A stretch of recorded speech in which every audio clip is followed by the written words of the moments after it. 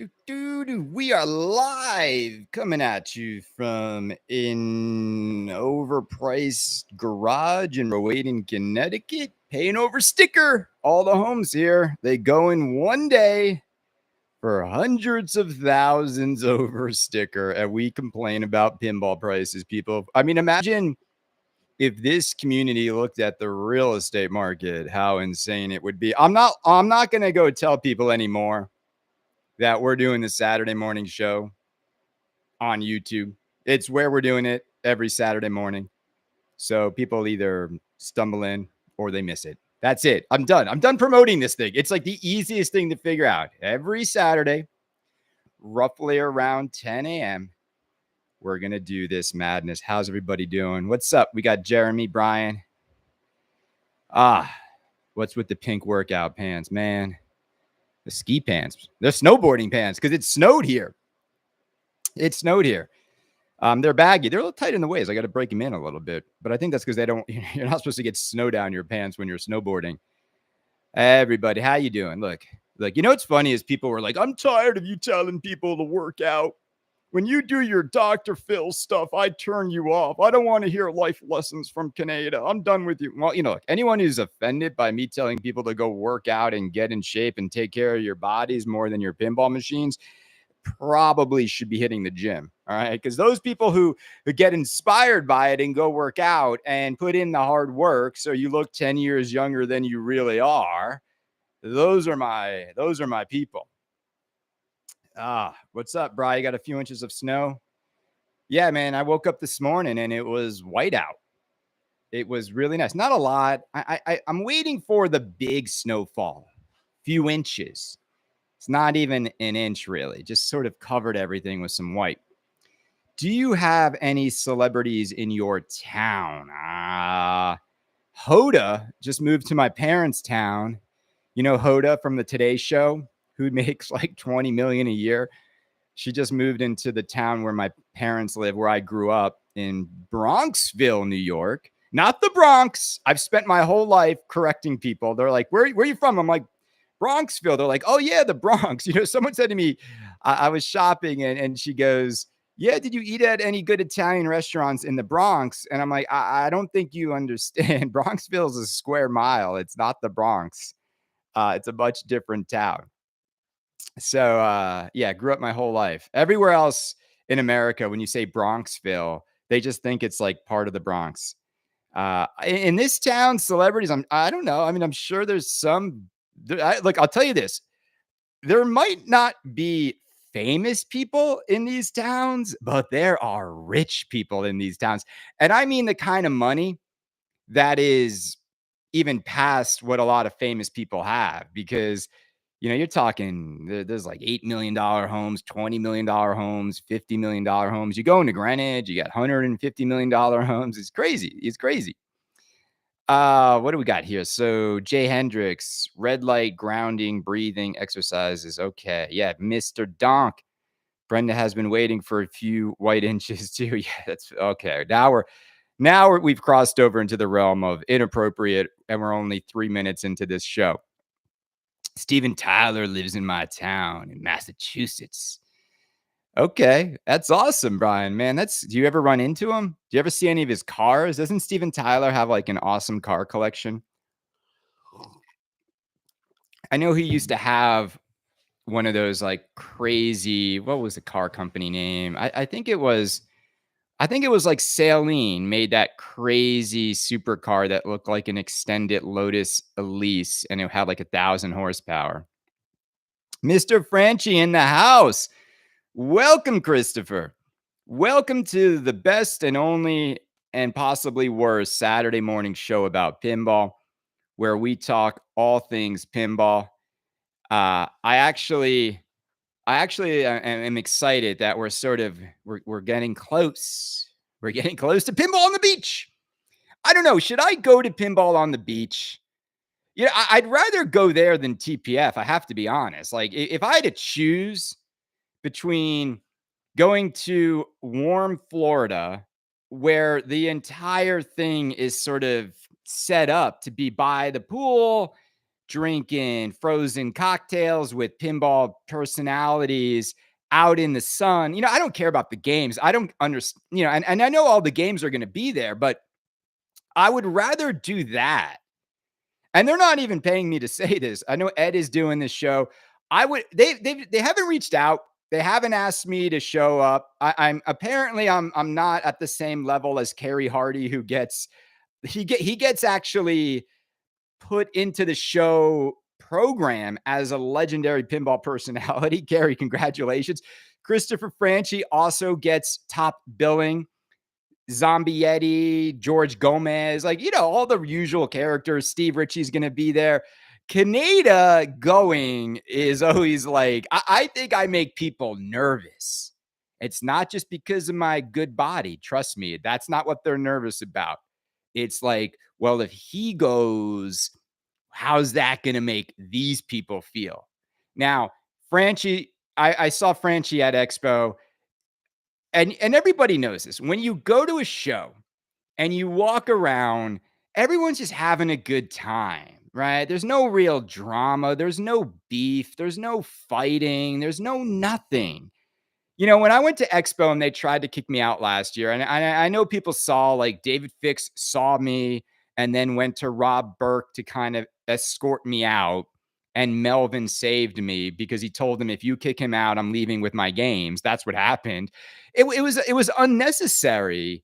Even after everything David Fix did to me, I just saw the guy and said, "Hey, David," and walked on. It's over. It's bygones. It's just, I don't know. What am I going to do? I'm not going to fight the dude. I'm not going to threaten the guy. I'm not going to cause a disturbance. It's his show. Of course, I'm going to respect his show. And that was the part when I got booed at the Twippies, right, by CJ. I'll never forget that.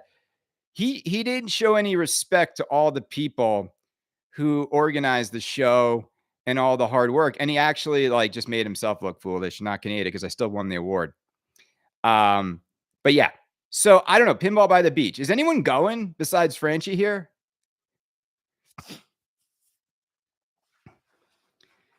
I think it's going to be fun. It's coming up fast. So the thing is, it's Super Bowl weekend. I don't know who decided to do it Super Bowl weekend. And that is not ideal. It is like the weekend of February. It's like 7th, 8th, and 9th, something like that. And the only reason I say that is, you could still get back in time for the Super Bowl. I just think traveling on Super Bowl weekends a little bit, even though it's in New Orleans and this is in Florida, I don't know. I think I'm gonna have to float this one by Brenda. It would be nice. I will say this. It would be nice to one day actually get invited to be at a show where they actually take care of my accommodations. I've never had it happen. Now, I will say this. Whenever I go to TPF, I would always share a hotel room with Blake Dumasnil. Love Blake. He's the artist. You guys know Blake. His work has been on a few games. He did the logo for a lot of TPFs. He also did the artwork he did an art package for Spooky when they did that sort of space theme game that never came out. He's also working with Barrels of Fun right now. Blake is like one of my really, really good pinball friends. I love Blake. He did the new Twippies logo as well. So yeah, it's got that kind of cosmic sort of retro vibes going on. Did everybody vote in the Twippies? I asked Colin. He said voting is about to surpass. I think he said it's about to surpass what it did last year. But now that I think about it, I'm like, yeah, but nobody really voted last year, did they? Last year's Twippies was an abomination. But I look, gang. Here's the deal: vote, vote, vote. I'm disappointed that Evil Dead art package was not even eligible. Franchi, you know how I feel on this. I said it should have been. I think it's ridiculous. It's art. It's done. It's going on the game. It's the best art package this year. So yeah, why not? Why not? I guess we're gonna have to have Franchi's Goonies competing against Franchi's Evil Dead. Oh, he said it. He said it. And Franchi's not gonna chime in here and say, French, he could. He's been known to do this. He's been known to say, I will tell you right now, the next spooky game is not Goonies. That's not confirming they don't have Goonies, but he's not going to say it. He's right out of his watching him. Goonies is not the next game. Okay, he said from Spooky. Damn it. Damn it. What is? Well, that's good. That's good. Screen grab this, everybody. Send this to Jason Knapp. Let him put this up as a story. And by the way, guys, I actually it's bigger than Goonies. All right, that's even better. All right, so okay, screen grab that. Let's just keep screen grabbing everything Franchi says, and we'll get more news out of this show in just 11 minutes than all the other podcasters combined. So this is good. This is good. Look, I'm excited. I think that Spooky is in a really great position. Let's just talk about the vibes of pinball right now. I think there's some really, really there's a dichotomy happening. You guys know what dichotomy means, right? I don't have a very big vocabulary, so I use some big words frequently, like inane and dichotomy and ancillary, right? Okay.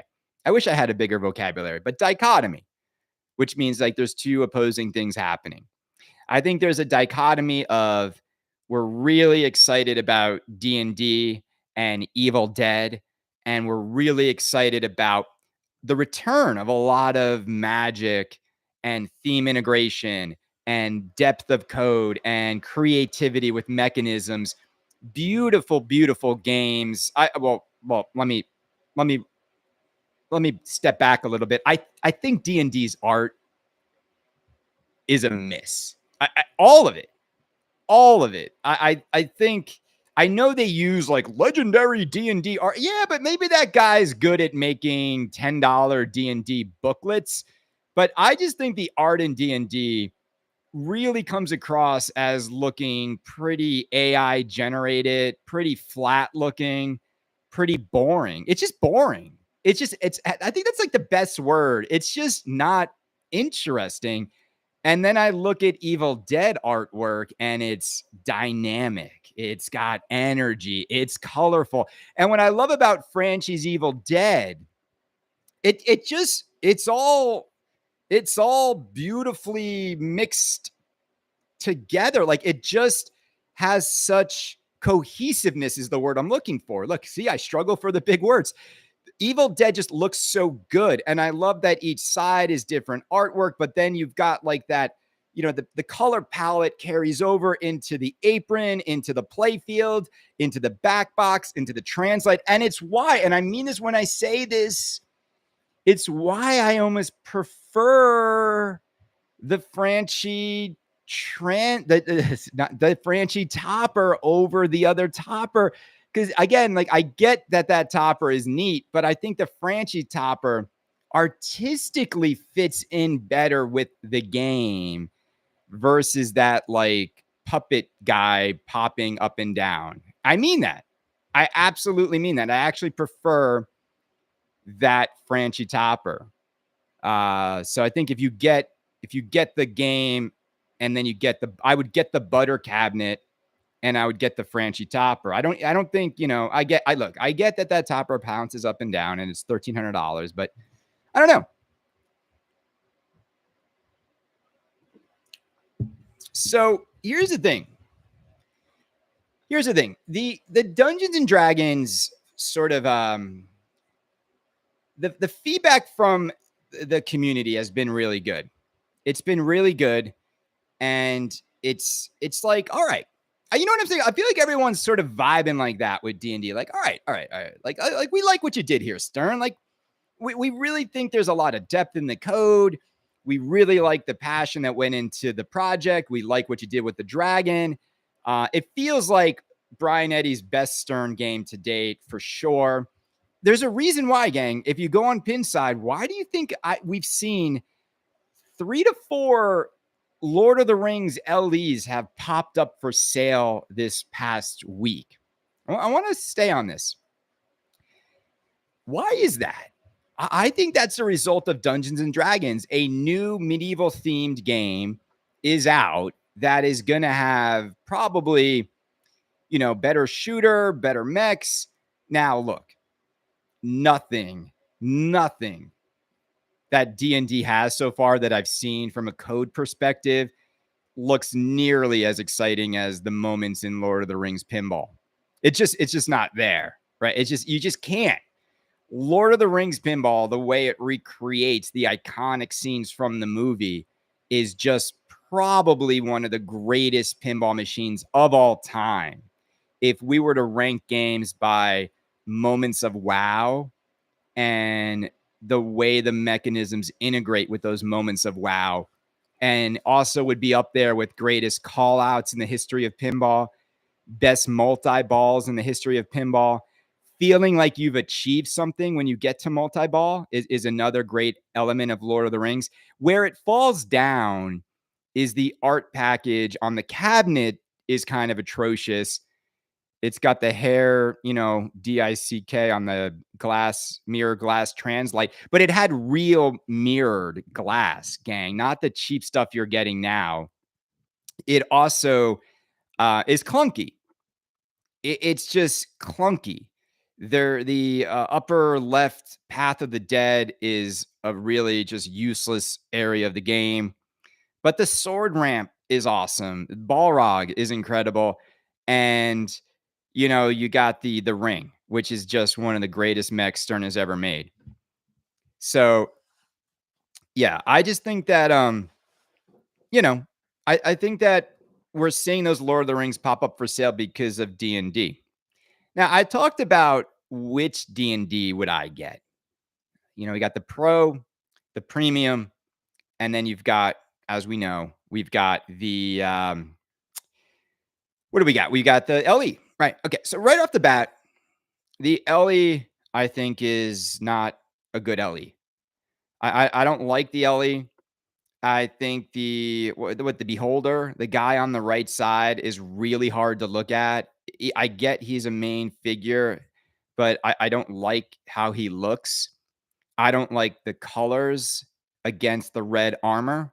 I don't find the flaming red fire on the armor to work really well in comparison to what's on the art.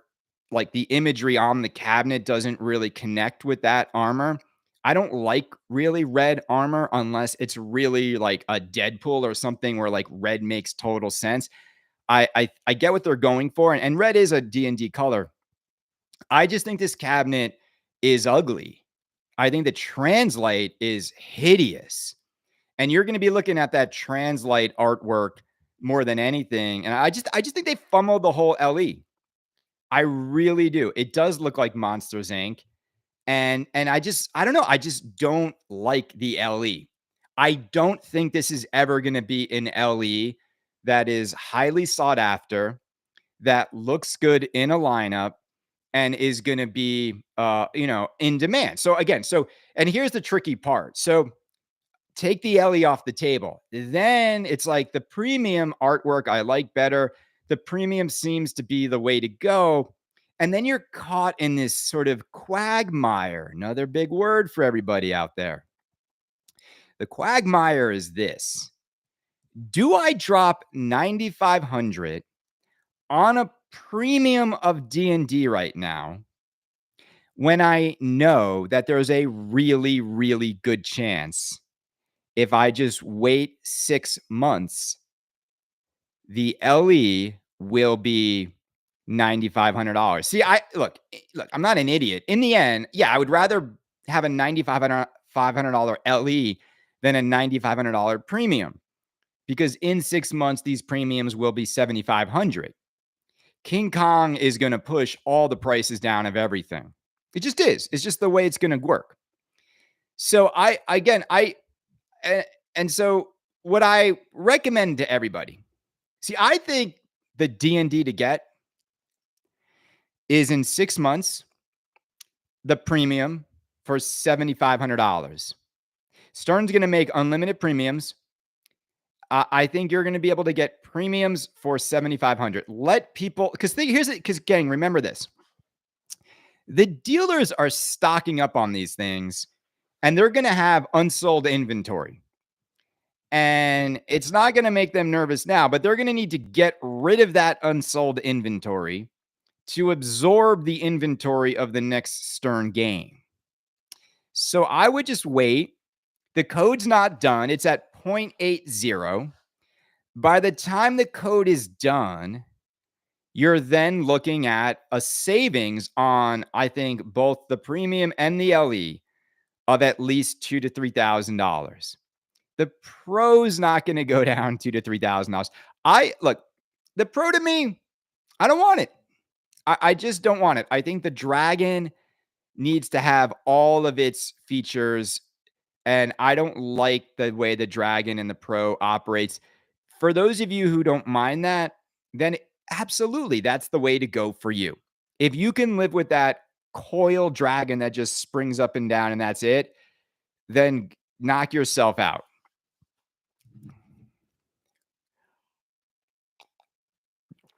Pros are for hoes. That phrase is still true. It's still kind of true.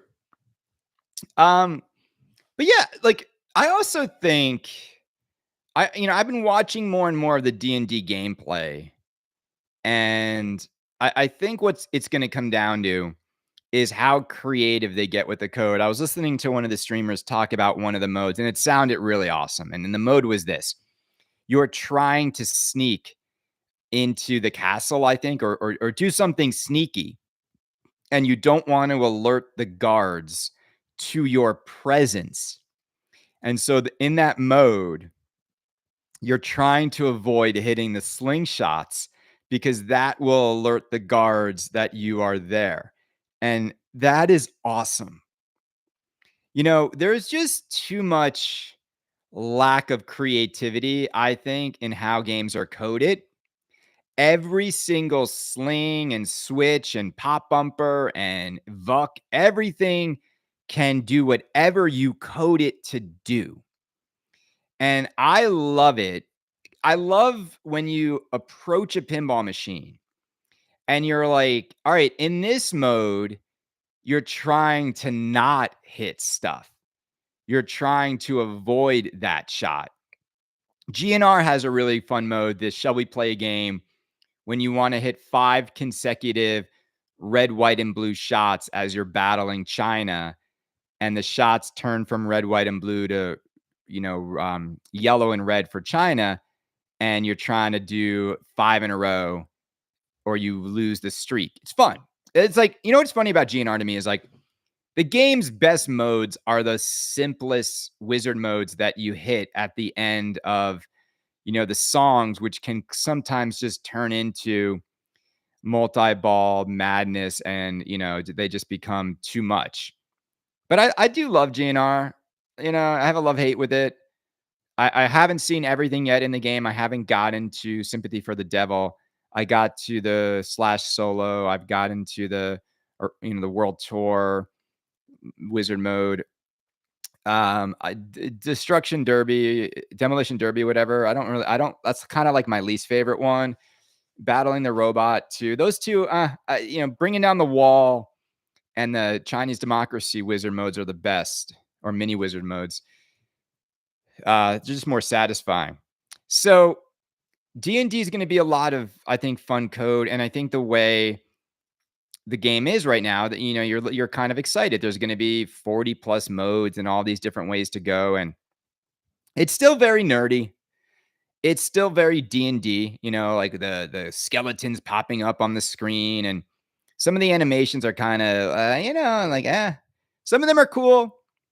Some of them are neat. Some of them are not as much, but all in all, probably the best Stern game to come out since Jaws.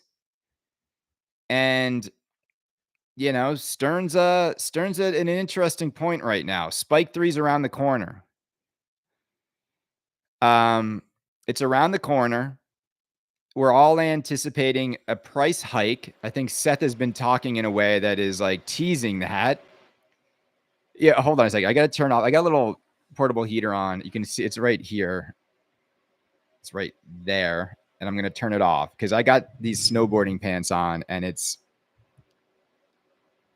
you can see them. I'll be right back. Hold on.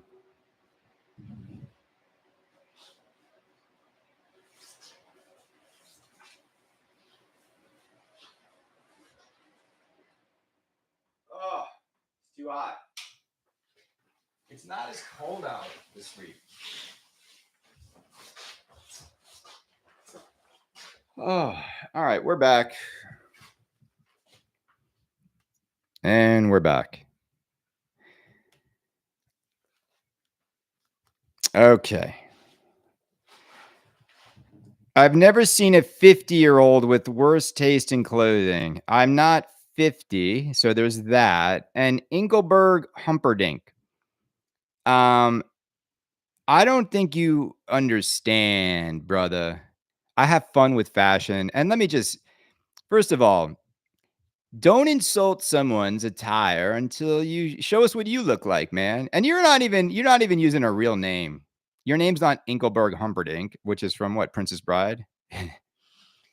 So here's the thing about clothing, brother. I dress for the occasion. This is my fun sort of Canada, sort of vibing out, Neo Tokyo sort of look. I'll go into a Michelin star restaurant, brother. Purple label, double breasted, Ralph Lauren like suit, looking great, looking like $1,000,000. I go to a wedding looking like $1,000,000. So like, it is what it is. I know this though, Inkelberg, you would never let us see who you are, and that's the difference between this not 50 yet with horrible taste in clothing and random dude with a fake name on the internet. So if you want to share us a link to your best look, let's do it. And we could go outfit for outfit. Yeah, Engelberg Humperdinck. He's the king of cargo shorts, probably. I dress my age. What does that mean, Engelberg? What does that mean? You dress your age? What does that mean? So you dress like shit? What does that mean? You dress your age? That doesn't make any sense. What age? What age should we stop having fun with clothes? Is that so? I bet you drive a boring car. What does that mean? Your age? Does that is that? Do you guys subscribe to that? That at a certain age you have to start dressing and wearing like Land's End and going to like Vineyard Vines and stop having fun with your clothes? You basically just told us all you dress like a chump.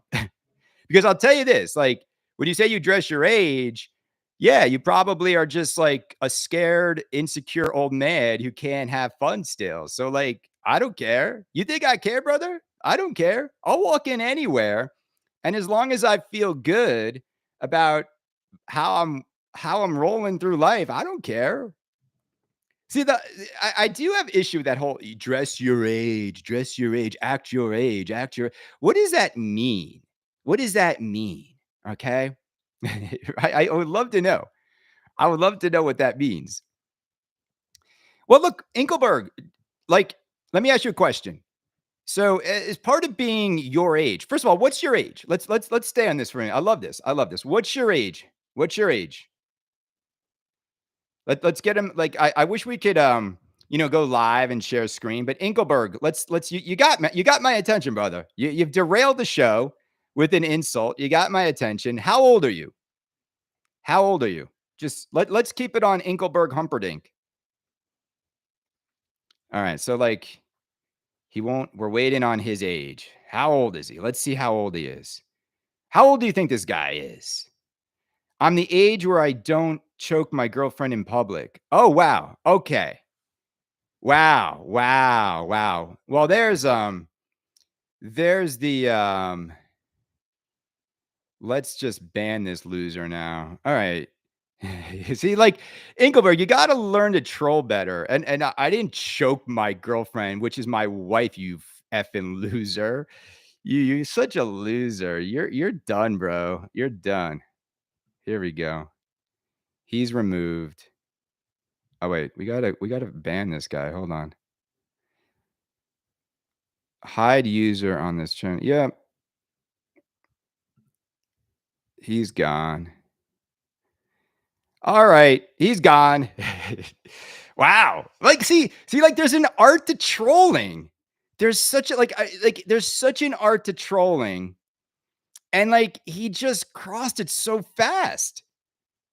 Like, it's just funny to me. Like, you gotta learn how to like subtly dig and like, wow, like whoever that guy is, right? It's like we were almost willing to accept the fact that maybe I should dress my age, right? We were almost there with him. And then he had to go. And I know what he's referring to. He's referring to he's one of these tournament players. He's one of these like people that are still living in the drink throwing incident with Timmy Sexton. Like where I just I choked Brenda. Go back and watch the tape, people. All I did was simply push Brenda back a little bit. That's it. Brenda has hit me 10 times harder with some haymakers, people. Not because I did anything. She's an Irish badass woman. Unbelievable. That's funny. It choked her out. I choked. Yeah, I have assaulted a woman. Never in my life have I assaulted a woman. That's funny. That's funny. I was raised right. My mama will tell you. Canada, you're a spiffy dresser for your age. Can I please stay in the chat? You can, Mr. Donk. No, it's funny. It's like weird. That guy's been trolling for a while, and I didn't think he'd go out with, so quickly like that. That's interesting. Yeah, right. I dress my age. Those Neo Geo cabinets play MVS carts. Yeah, of course they do. What do you mean? That's an MVS system. Guys, these are the authentic real deal. These things are awesome. And gang, look, I don't understand why people get mad. Was that Don or Jengis? I don't know. Dude, I haven't listened to Don or Jengis in like forever in a day. I didn't even realize I was on this Discord chat yesterday. I don't think it was one of Don's chats, but I didn't realize it was some Australian gaming chat. And I just started throwing some gaming pictures in. And I didn't know if that was his or not. So I just took the messages down. But it's like, I'm not here to troll anybody else's content. I don't go on anybody else's pages. I don't insult them on their pages. It's weird. It's always weird to me. It's like, I don't make anybody hang out here. And I wouldn't roll into anybody's page and start firing insults. It's just like, what? You have nothing else to do with your time. And what's funny about Inkelberg Humperdinck is like, whoever that loser is, he's spending his time on here insulting me. So I'm just like winning. I'm like living rent free in that guy's head. So and like now he knows, like like he couldn't like he just got triggered right away by Canada and my pink pants. I'm the pink pantser, baby. Brenda got me these after I choked her out. I can't wait to tell Brenda that she got choked out.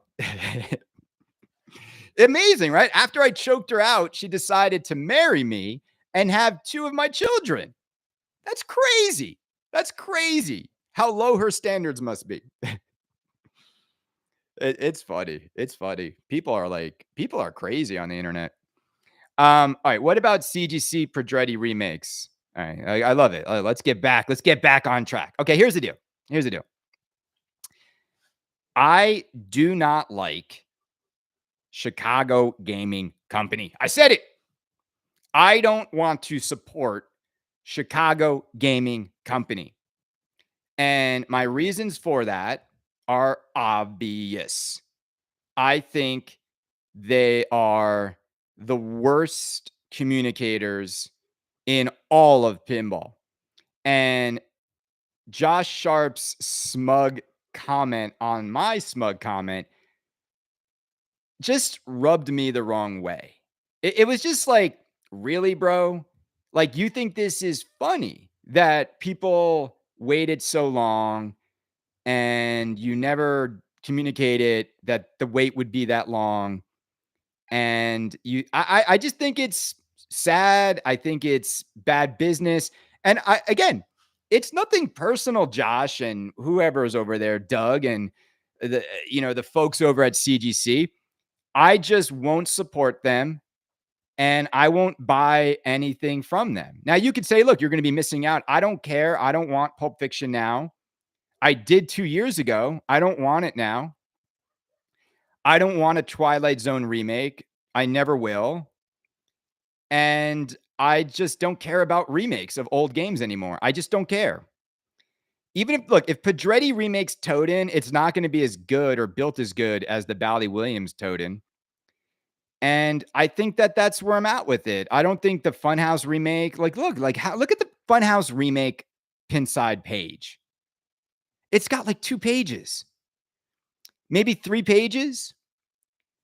I just don't think that people care. There's no way the games are flying off the shelf, you know?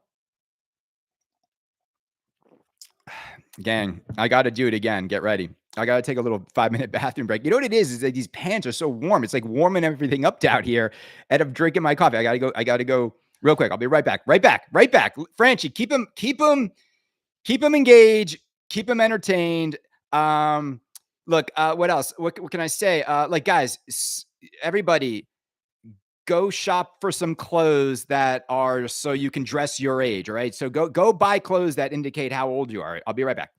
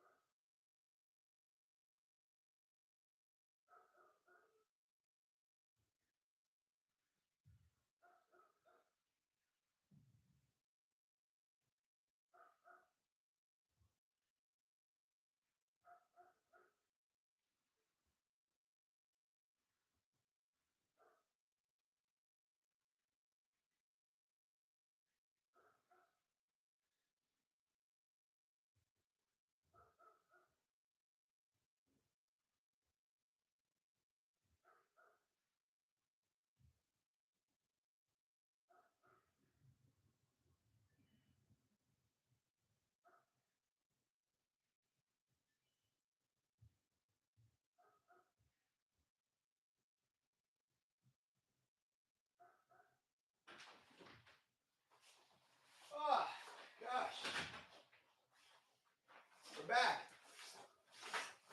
You know, I think Inkelberg Humperdinck might also be on my Patreon channel. I'm gonna have to ban him there too. I think I'm good. I'm gonna have to go again. Oh man, choking women. Wow. Weird. Weird vibes today, right? I know. I'm still feeling a little. I might have to run again. I don't think it's this coffee. It's running through me.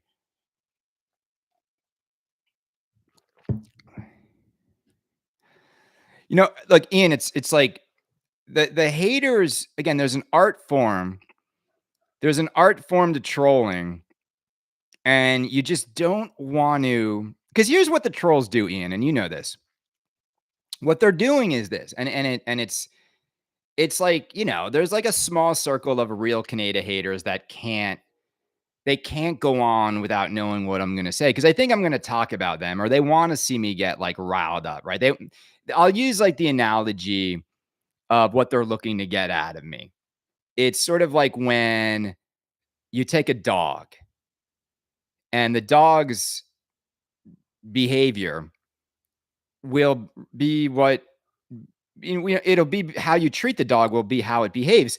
So the real short story is this: take a dog that's not a bad dog, but chain it to a fence, and the dog's going to bark because it wants to be free. And then the owner might point at the dog and say, see, that's why I have to chain the dog to the fence. Look how it's behaving. But it's only behaving that way because you chained it to the fence. And what these haters try to do, or trolls, is they want me to behave in a way so they can point at me and say, hey, see, look, that's why he's a bad guy. That's why he's bad for this hobby. That's why he's bad for this community. See what he did there. And it just doesn't work. And the only person that can cancel me is me. Right. That's why I don't do like drunken, stupid stuff anymore. Right. When's the last time you saw me get drunk and do something stupid in this hobby? Now, look, do I still get drunk and act stupid in real life? Yeah. Not bad stuff, but I'm still going to have a few. But, these people are stuck in a moment, Ian. It's like, that thing was like 6 years ago. And can you imagine 6 years ago? Did anyone get hurt? Did anyone get injured? Did anyone, you know what I'm saying? It's like ridiculous. Ridiculous. The world in which we live in. These guys are frozen in moments. They're just jealous, Ian. I mean, that's what it comes down to, is like the jealousy. Think about it like this. The jealousy of these haters is that here's their issue. They have all their buddies that are like diehard pinball guys making content every day for no money. Right? They're making content every day, no money. They can't understand why anyone subscribes, why anyone pays attention. They can't understand any of it. Their narrative is that he hates on everything pinball. He hates pinball. He doesn't play pinball. And then, for people who listen to my show, it's anything but that. And the people that don't listen are still stuck in a moment that, like, they're so off base on the content, on the fun we're having, on the community that surrounds Canada's Pinball Podcast. They're just so off on it. And they don't know how to, it would, it would suck being that loser that can enjoy, right? You can enjoy the provocateur. You can't, I don't like Eminem. I don't like Axl Rose. I don't like that NWA music. I don't like, Two Live Crew. Like that's what these guys are like. They're just so uptight.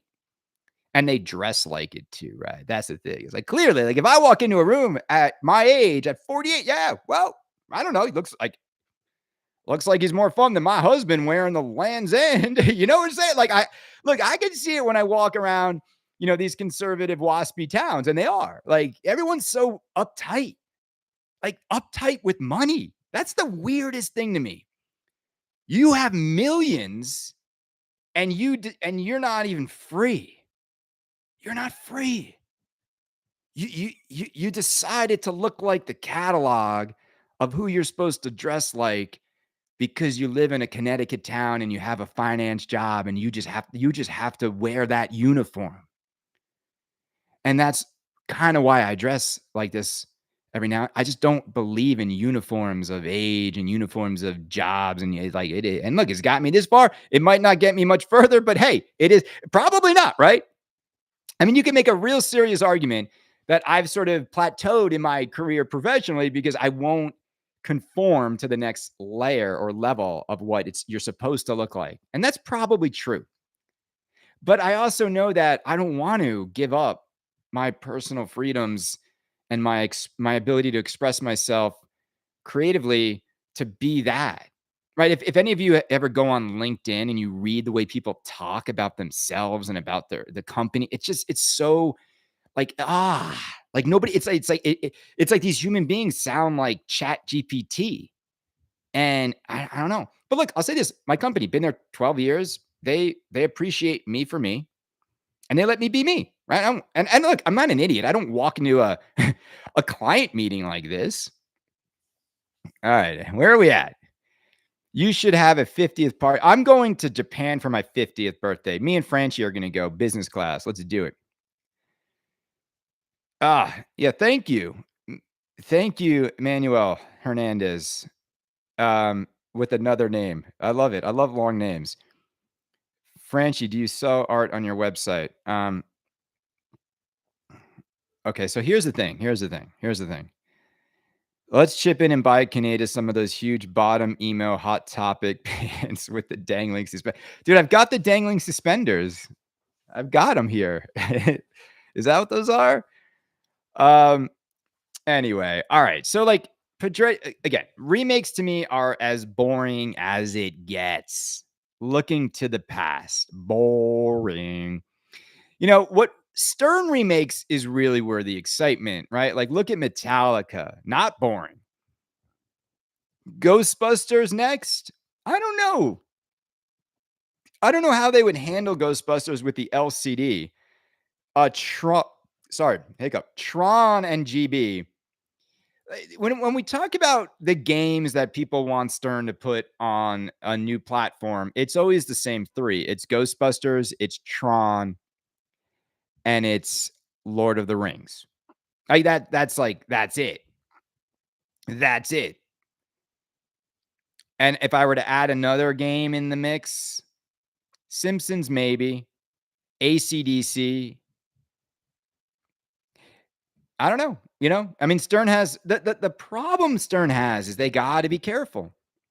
They got to be careful because every time they do a better remake and they outshine that other game, they instantly burn old customers and they also oversaturate the market because then all of a sudden now you've got all these older Metallica LEs.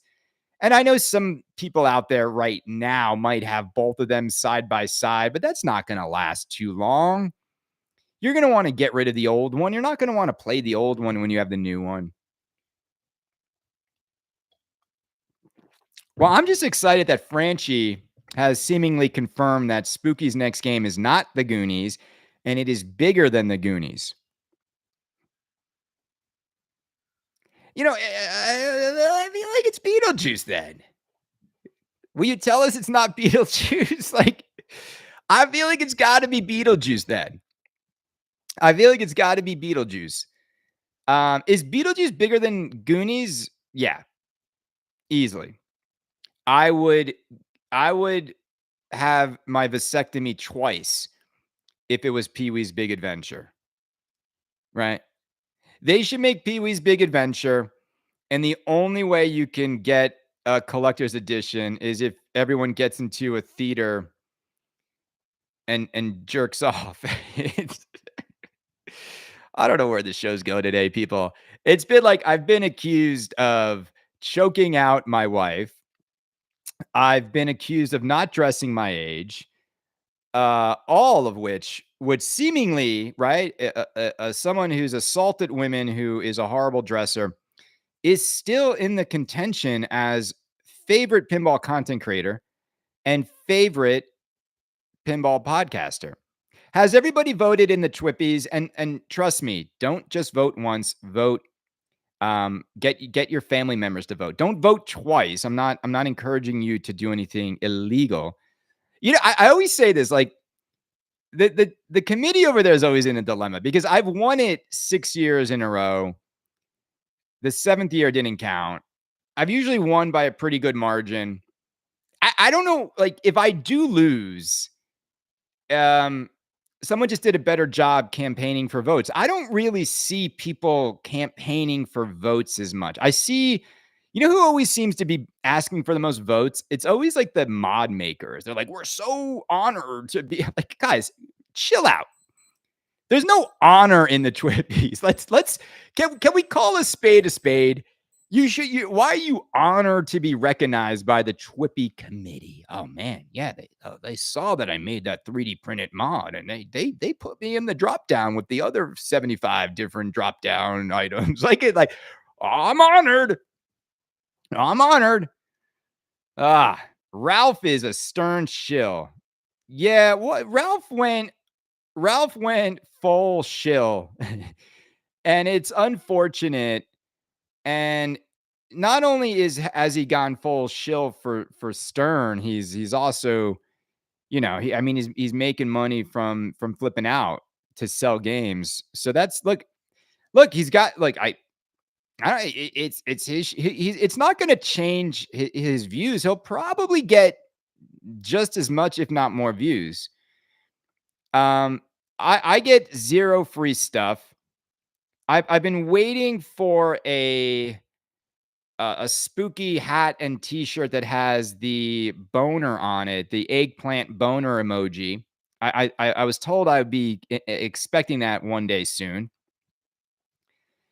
Um, Ralph has no idea what pinball is. It's quite annoying to listen him talking about pinball. He's just an amateur talking about like I think you could probably just insert Canada into that insult. I mean, that's kind of what people say about me. um Retro Ralph could have just stayed in arcades and got more views and made some money. He legit loves pinball and makes great content. Uh did you see the art I did? Okay. So look, I will say this. I give everybody credit who does nicely polished YouTube videos. Raise your hand if you don't do that. Raise your hand if you don't make nice thumbnail images so it attracts people to your YouTube content. Raise your hand if you're making no money with any of your pinball content on YouTube. I don't know how to do it. I tried to turn on the monetization. It says I wasn't eligible. I don't know. Like, I don't know. Then I say, hey, well, you could just give money to PayPal and I'll give you guys a shout out.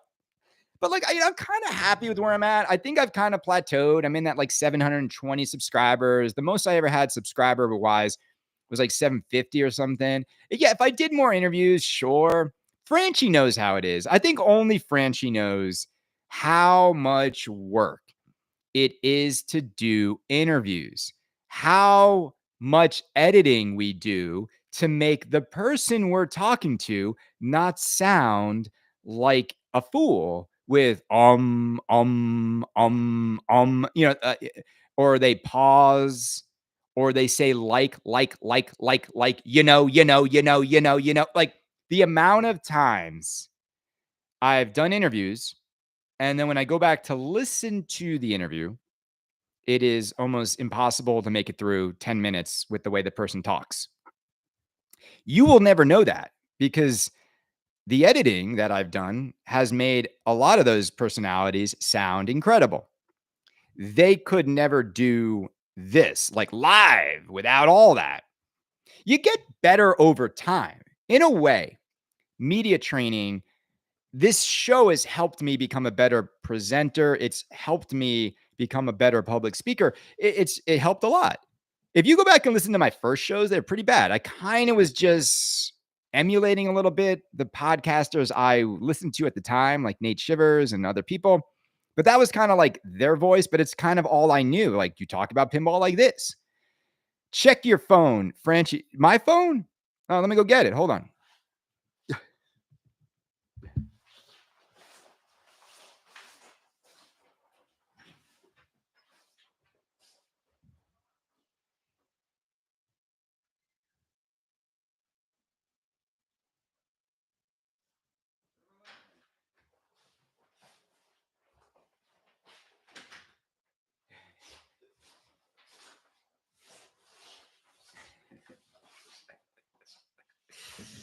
This is great.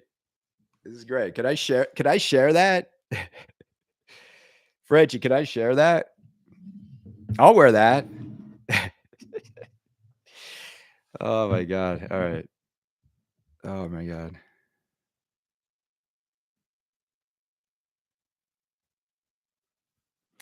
I mean, look, and they say that we're not having fun here. I will wear that. That is good. That is good. Oh my god. Um, we could end the show right there. We won't. We have another like a little bit more than a half hour to go. This is fun. I just showed it. I'll show it again.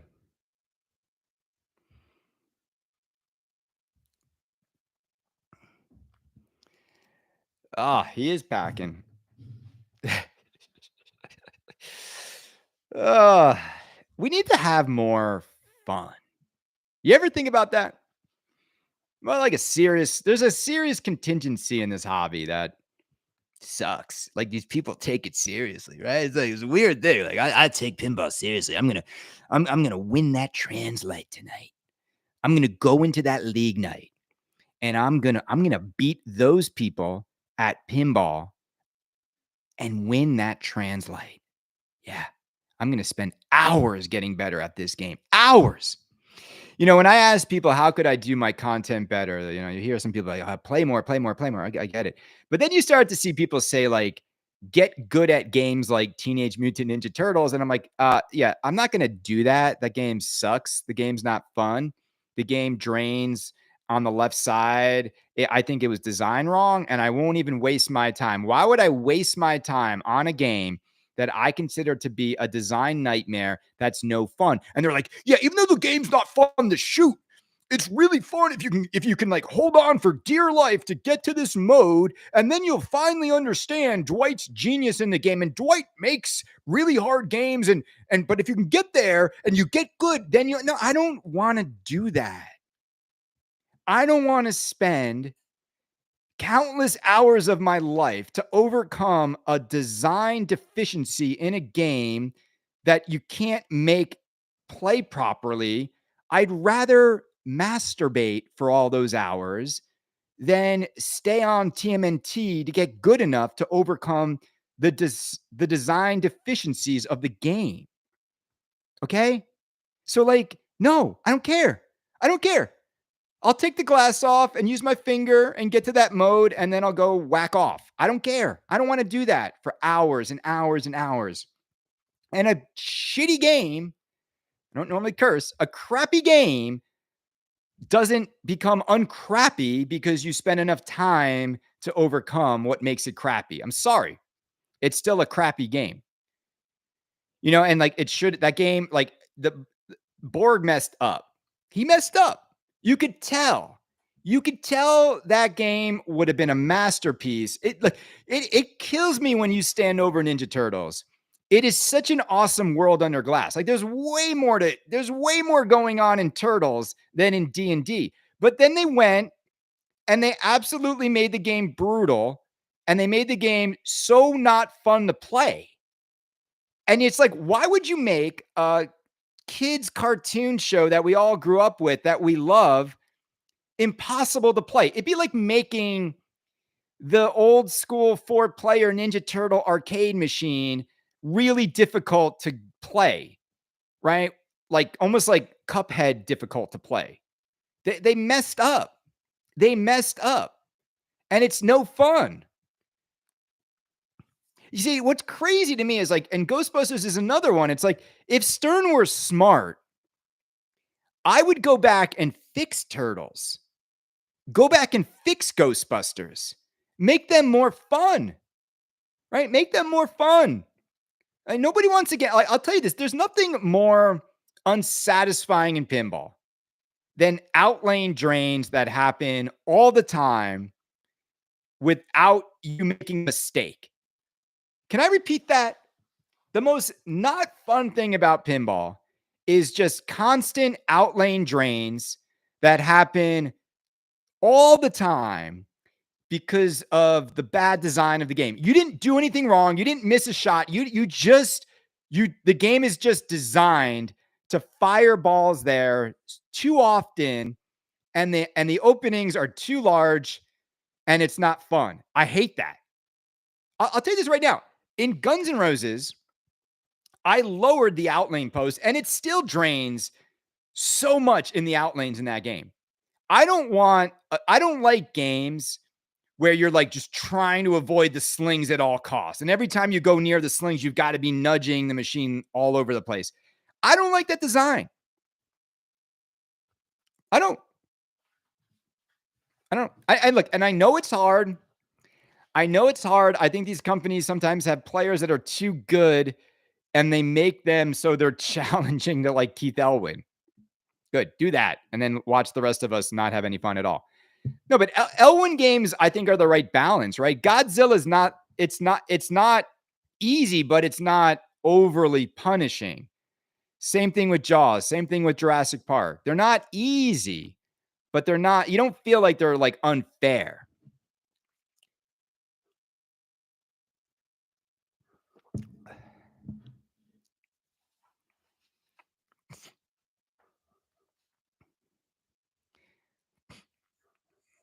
Yeah, all right, I'll send you my address now.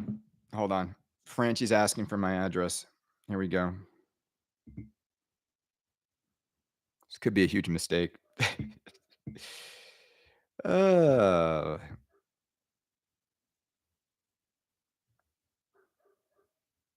hold on. I can't write and talk at the same time.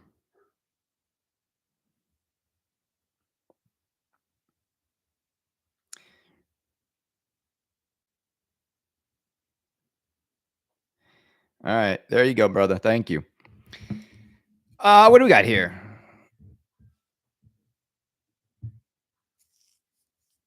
Don't give strangers your home address. You know what I've got? This is weird. Like, let me show you something. I've got 2 mods here just sitting here. Hold on.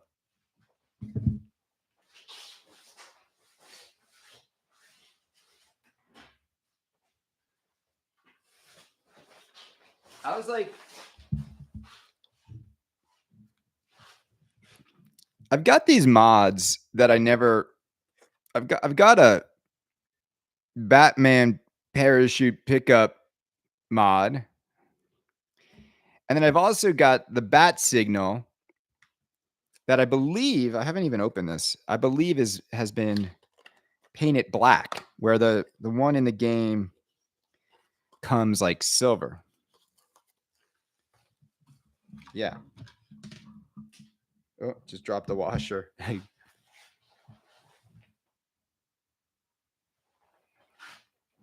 me show you this thing. Let's see what we got here. Oh, I'm dropping pieces.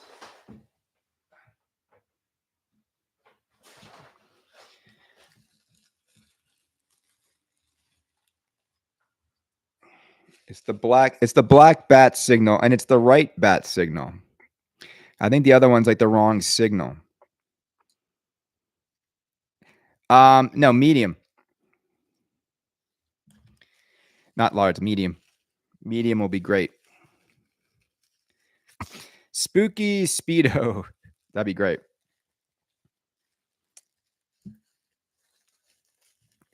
Well, so did you guys see the TPF post that I put up that they're indicating that we might get Harry Potter will be at TPF? I don't know about you guys, but man, it's mid-January almost. Not quite there yet. But it's crazy that we're probably going to see Harry Potter sometime in February, March. We all know that Avatar sales are abysmal, right? You guys all know that, right? Did anyone even get, can I ask this question? Has anyone even got their Avatar CE yet? Did anyone get, Speedo small. Did anyone get Avatar CE? Anybody?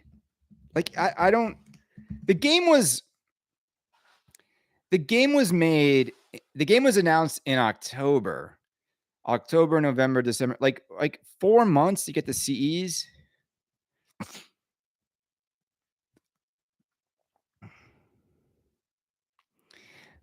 What's with this whole first batch going overseas nonsense? Why is that? Why would they even get them first? Like, why can't you? Why not just make the people overseas wait? I don't understand that. Can someone explain that to me? A U.S. product. I get that it takes time to get them over there, but like, okay, just let them wait another couple months. Get your U.S. customers, your main market, the games first. Why would you go overseas first?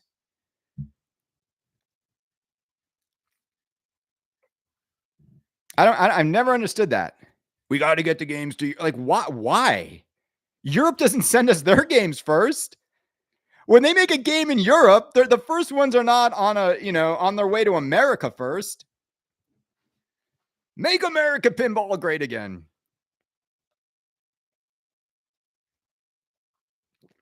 They should go to Canada first. People will lose interest during the long wait is the logic. Can we just say collectively, if you bought an Avatar CE, were you drinking? Were you on something? Did you lose a bet? Can someone explain to me why you would buy that game for $15,000, knowing that the demand for it is less than Godfather, Toy Story, and Elton John, and knowing that that game is going to be a 9K game and just when Harry Potter drops? How do you guys feel? Like you're going to drop 15K, Harry Potter is going to drop, and your 15K avatar is going to be worth like 9K, like in an instant.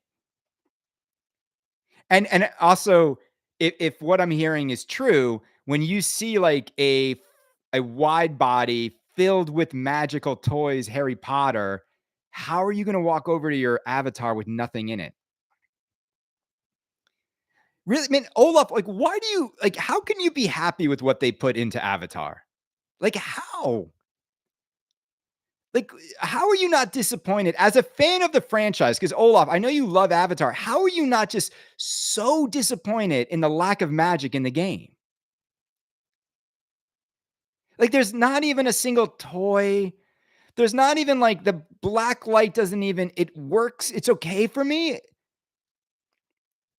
Like, that just sounds like such a defeated, like, that's just like, there's such a shoulder shrug, though, man. I don't care about toys. So what do you care about? Like, like then it could just be a single level EM. The colors are nice. I care about speed. It doesn't play nearly as fast as Elton John. It doesn't shoot as good as Elton John. It's not even a fast game, bro. It's not. I've played it. Like, there's like, it's not a fast. And like, oh, dude, and Olaf, man, nothing kills speed like lower playfields, brother.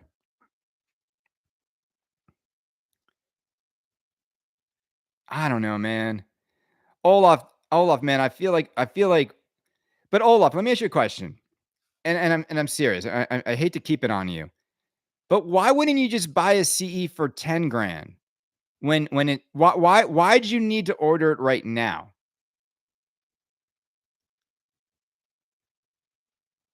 I Olaf, can you answer that? Like you do know the way the market's been going, so why wouldn't you just wait? Are you in Europe, Olaf? Lord Olaf?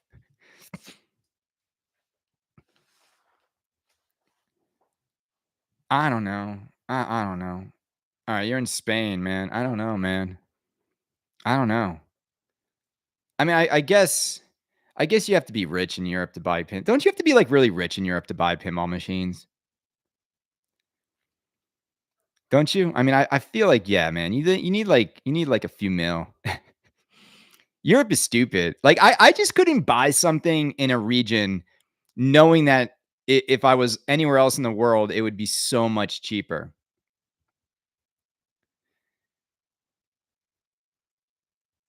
Man, man. I feel like Olaf though. Like I feel like it's just gonna hurt. It's gonna hurt, man. Because Olaf, how much do you have to buy your CE for? Like like is it like 18, 19,000 dollars? How much is it if you live in Spain to unbox at retail an Avatar? Yeah, what's the VAT tax, brother? I don't pay VAT. Why don't you pay VAT? Well, how are you avoiding that 21% VAT?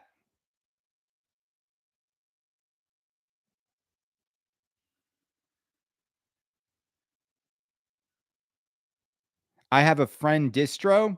So is your distro friend, is he is he breaking the law? I'm just curious. Like, how can he give you that at that price?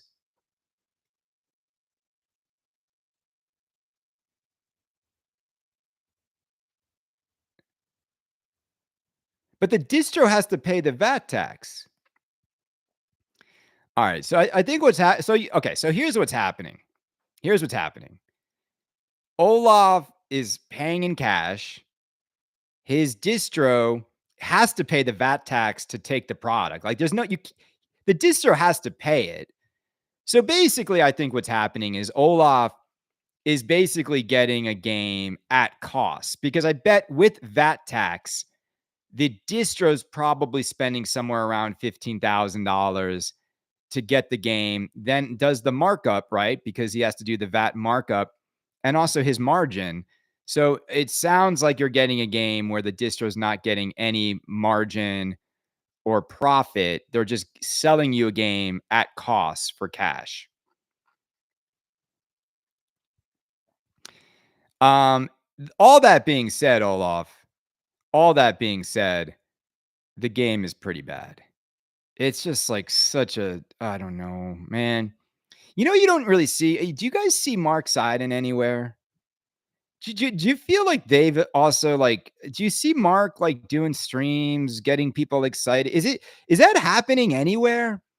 I mean, that's the one thing I'm surprised about. I feel like even Jersey Jack is like, just forget it. Like they've moved on, and I'm surprised. Like Mark's a good guy, he's a nice guy. Like I just don't see him out and about trying to drum up excitement for his own game. Isn't that weird?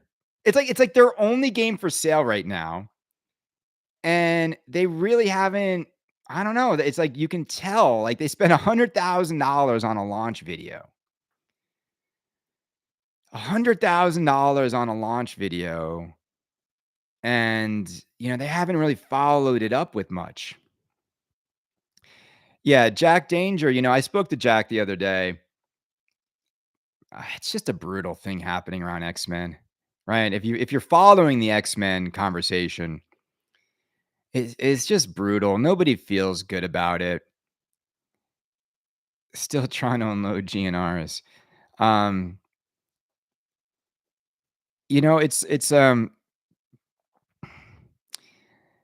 I'm coming to TPF in March. Dude, don't Olaf, trust me. Olaf, do this. Do this. Olaf, don't fly from Spain to Texas. Fly to New York City, brother. I'll pick you up. We'll go to Tommy Jazz and the game will be out. We'll play the game and automate it. Or we'll do this. Fly to Chicago and ask to see the game at JJP. I want to go all the way to I'll tell you why, man. It's like it sucks seeing a new game at a show. It sucks. The fact that Stern invited all those media to play D&D and then put them all in a room together with 20 people talking over your shoulder. All the games were on at the same time. It was the stupidest media moment I've ever seen in pinball, because it's like all those media paid money. I talked to Colin. They spent more than $500-$600 out of their own pocket to go sit in a room with 20 other dudes all talking to play a game that they couldn't really hear very well. How is that a great first impression of a game? And when you go to a show, I would rather go to TPF than New York City. Yeah, because you'd rather be in a middle of nowhere where it's just like strip malls, a Perry's Steakhouse across the street, and like anyone who says they'd rather go to TPF than New York City is culturally broken. Seriously. How could you why would you want to be stuck in like this middle of nowhere? There's nothing to do. That's always been my issue with TPF, man. It's like all the shows, after a few hours, you're kind of you're exhausted. Playing the games is not that much fun because of how loud it is. And you just kind of are over it. I think shows kind of, I wish they figured out a different way to do shows. And here's what I mean by that. I wish that there was an opportunity to have everybody together, but also have gameplay experiences that were much more enjoyable than they are at a show. Look, I like Perry's Steakhouse, gang. I mean, it's fine. It's not, it's always where I did my happy hours. Like there's nothing better in that vicinity, but you know, Wolfgang's in New York City on 33rd Street blows it away. Blows it away. Blows it away. You get to have dinner in Vanderbilt's private subway station. Think about how cool that is. Like Vanderbilt was so rich, he had his own train station with his own like stop that only he could get on, and they built a steakhouse inside it. That's cool. Perry's Steakhouse. Just another one.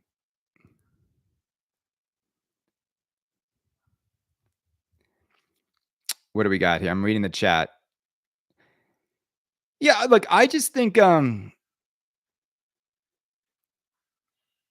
no, look, everything's not the best in New York City. And also, like, I'll be the first to tell you right now, New York City is like kind of going, it's going, it sucks now, like compared to what it used to be. Eric Adams is a terrible mayor. The um the Democratic city has been run into the ground and it's terrible now.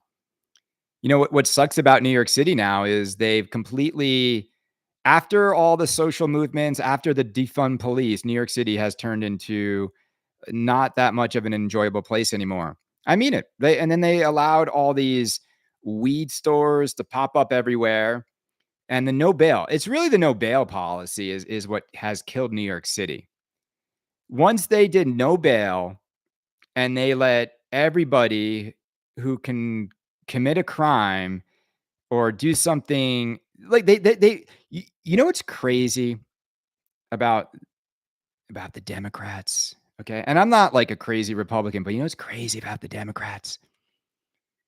They actually think that like no bail is like a fair thing to do. Like they're actually on the side of the criminals. Cuz guess what? You don't need to get bailed if you don't commit a crime. And you know what they've also done is they want to decriminalize. Like think about this for a minute. They want to decriminalize shoplifting. Just think about that for a minute. You want to decriminalize people walking into drugstores and bodegas and not protect those business owners from shoplifting.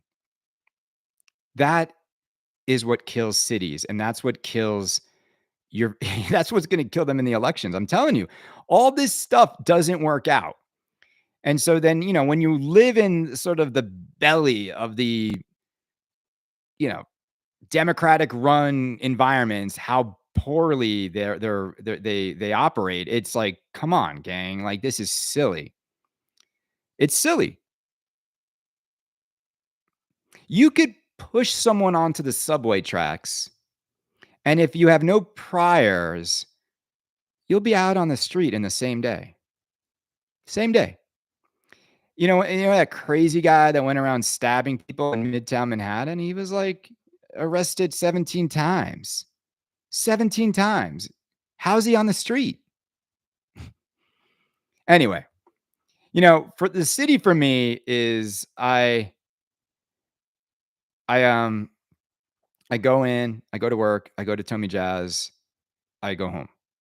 I'm not like I don't venture around anymore. I don't try restaurants. I don't care. I don't really don't care. It'll come back. The city will come back. We just need a better mayor. The best mayor since I've been in New York City was Bloomberg. Bloomberg's the man. He's the man. He he knew how to run a city. He knew how to keep New York clean, keep it safe. Guess what? Guess what makes a city safe? The police. Guess what? You got to get rid of the people that make a city bad. You know what Giuliani did? I mean, he really is the reason why the city became what it is. They bought one-way plane tickets for all the homeless people and they put them on a plane somewhere else.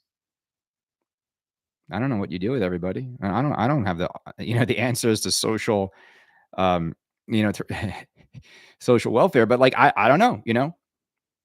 We sent them to LA. Awesome. Bust them all yeah, it's this whole thing. Anyway.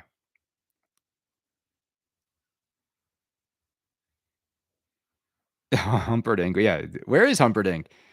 Where is Humperdinck when you need him? Oh, man, those fires are terrible. I really feel for anyone. I have, a coworker whose friend is staying with her. They lost their house, and it is absolutely so devastating to see the footage and to see the people that are displaced, and it's not it's like entire neighborhoods are wiped out.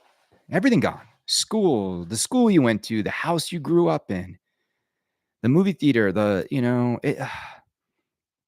it is look, I don't think anything could have fully prevented it. Clearly they weren't fully prepared for this with all the money there. Do you see like Paris Hilton? Like I just saw like images of her house. Do you see the house from that was in Succession, the $150 million mansion on the hills, like that beautiful house? It's the one where the brother's in the last season where he's thinking about starting his own news corporation. It's gone. Like the whole thing is just rubble. I've never seen anything like it. And they said the damages are upwards of 50 billion, but like you can't even replace this stuff. If any of us lost our homes and may we never have to deal with that, you can't replace this stuff. It's hell on earth. It will make you a spiritual person, absolutely. Um, so everybody look, what is it, January 11th? Isn't it nuts that we might see Harry Potter in just 6 weeks? I don't know, like, it even feels like, are we gonna see Harry Potter in March? Like, that's gonna be upon us very soon. I feel like the game's been done for a while. I keep forgetting that, like, Eric Minier's last game, he probably finished in, like, a weekend, right? Godfather. I feel like he threw that thing together. He's like, "Yeah, man, I'm done. Like, let me get on to Harry Potter." I hope Harry Potter's a wide body. We'll see.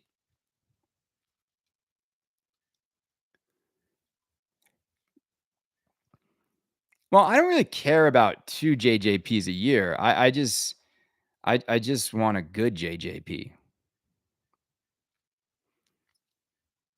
All right, everybody. Look, I know we've had some bathroom breaks. It's football wild card weekend. That's gonna be fun.